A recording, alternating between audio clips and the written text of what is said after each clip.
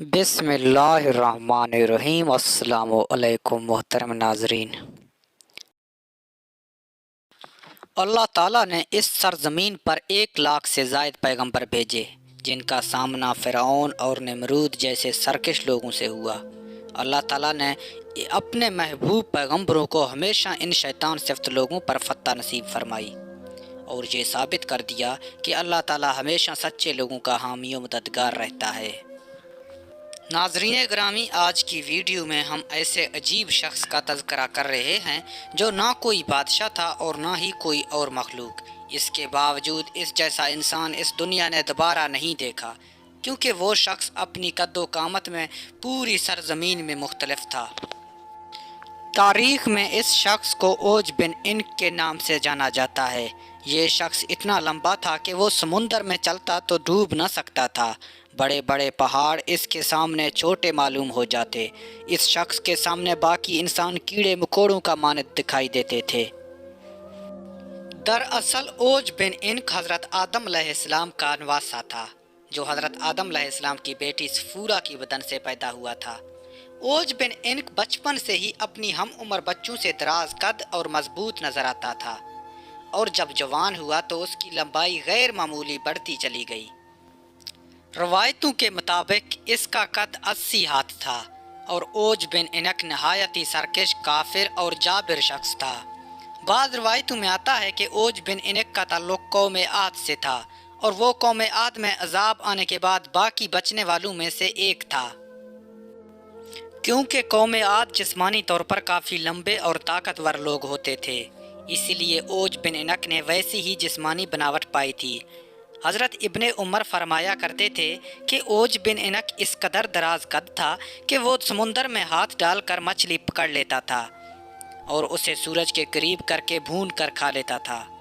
جب پیاس لگتی تو وہ بادلوں کو اپنی لاٹھی سے ہانکتا اور بادلوں سے ہی پانی پی لیتا تھا۔ کہا جاتا ہے کہ اوج بن انک حضرت نوح علیہ السلام کے زمانے میں موجود تھا۔ جب حضرت نوح علیہ السلام عظیم طوفان سے قبل کشتی تیار کر رہے تھے تو آپ کو کشتی بنانے کے لیے ساگوان کی لکڑی کی ضرورت پڑی، مگر اس لکڑی کو اٹھا کر لانا ممکن نہ تھا، لہٰذا اوج نے آپ کی مدد کی اور ملک کے شام سے آپ کے لیے وہ لکڑی اٹھا کر لائے۔ لہٰذا اللہ نے اس کے اس عمل سے خوش ہو کر اسے طوفان نوح میں غرق ہونے سے نجات دے دی۔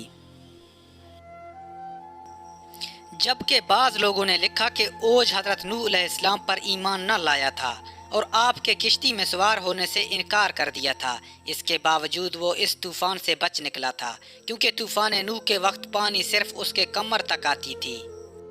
مگر بعض علماء نے اس بات کی سخت تردید کی ہے، کیونکہ قرآن کے آیتوں کے مطابق طوفان نوح کے بعد حضرت نوح کی کشتی میں سوار ہونے والے اہل ایمان کے سوا کوئی شخص بھی زمین پر باقی نہ بچا تھا۔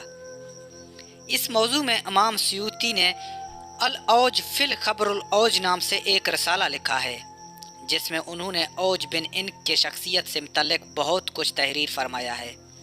روایتوں کے مطابق غیر معمولی قد و قامت کے ساتھ اوج بن انک نے ایک لمبی عمر بھی پائی تھی۔ اس کی عمر 3600 سال تھی۔ وہ حضرت آدم علیہ السلام کے زمانے سے حضرت موسیٰ علیہ السلام کے دور تک زندہ رہا، اور پھر حضرت موسیٰ علیہ السلام نے اس سرکش شخص کو قتل کیا۔ واقعہ کچھ یوں ہے کہ جب بنی اسرائیل کو فرعونیوں سے نجات ملی اور فرعون دریائے نیل میں غرق ہو گیا تو اللہ تعالیٰ نے حضرت موسیٰ علیہ السلام سے یہ وعدہ کیا تھا کہ شام کی مقدس سرزمین بنی اسرائیل کو دی جائے گی۔ اس وقت وہاں ظالم اور جابر کنانی لوگ آباد تھے، لہٰذا اللہ نے حکم دیا کہ ان جابر لوگوں سے جنگ کرو اور انہیں وہاں سے نکال باہر کر دو۔ اللہ نے موسیٰ علیہ السلام کے ساتھ فتح کا وعدہ کیا تھا۔ حضرت موسیٰ علیہ السلام پر حکم نازل ہوا کہ بنی اسرائیل سے 12 قبیلوں سے 12 افراد کو چن لیا جائے اور انہیں سردار منتخب کیا جائے۔ لہٰذا حضرت موسیٰ علیہ السلام نے 12 سرداروں کو چنا اور ان کو لے کر کنعان پہنچے۔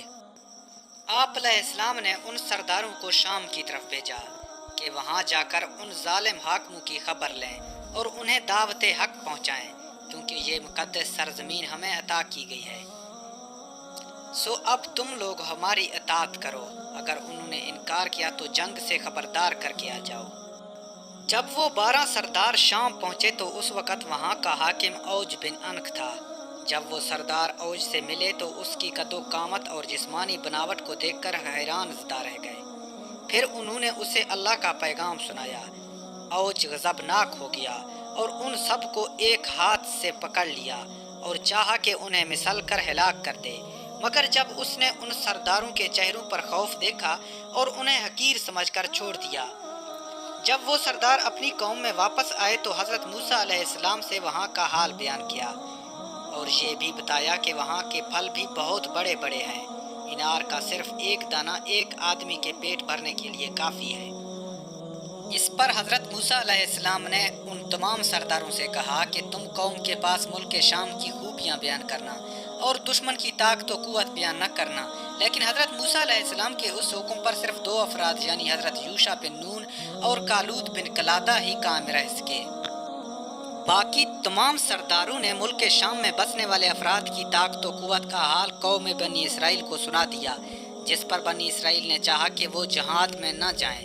حضرت موسیٰ علیہ السلام نے انہیں سمجھایا کہ اے لوگو، تم مت گھبراؤ کہ میرے ساتھ اللہ نے وعدہ نصرت فرمایا ہے کہ میں تمہیں ان کافروں پر فتح دوں گا۔ دوسری طرف بنی اسرائیل نے حضرت موسیٰ علیہ السلام سے کہا، اے موسیٰ، وہاں بے شک ایک زبردست قوم ہے، ہم وہاں ہرگز نہیں جائیں گے یہاں تک کہ وہ وہاں سے نکل نہ جائیں۔